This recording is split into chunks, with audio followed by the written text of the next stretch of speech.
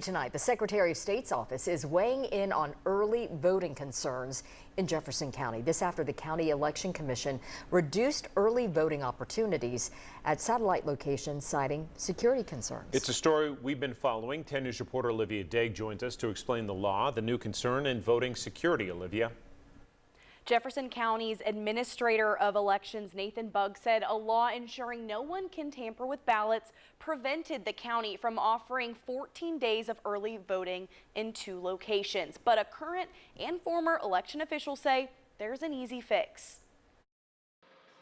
Concerns in Jefferson County have made their way to Nashville. The Newmarket mayor wrote to the Secretary of State's office, saying in part he was concerned the local election commission restricted early voting. But the state says the county meets the minimum requirements for early voting. Cliff Rogers, who used to be Knox County's election administrator, explained the only requirement in this situation for early voting is 14 days at the County Election Commission office. Jefferson County officials did announce 14 days of early voting at their Dandridge office. Rogers says the reason behind the change, concern about tampering with ballots, is legitimate. It sounded to me like that other people in previous elections may have had access to those rooms in which the early voting machines and equipment were kept. And of course, that's a big no-no. But he also says it's an easy fix, making sure only the Election Commission has keys to the room where people vote. This is not something that's going to be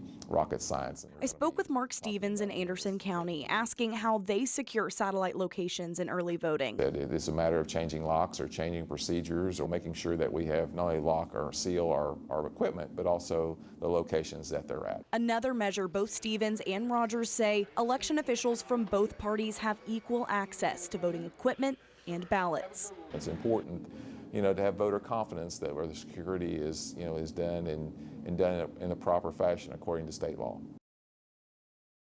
Now today, Jefferson County's Administrator of Elections says they are looking at changes to equipment and supplies to ensure ballot security. But the only way they can make changes to the early voting schedule is through a vote from the Election Commission.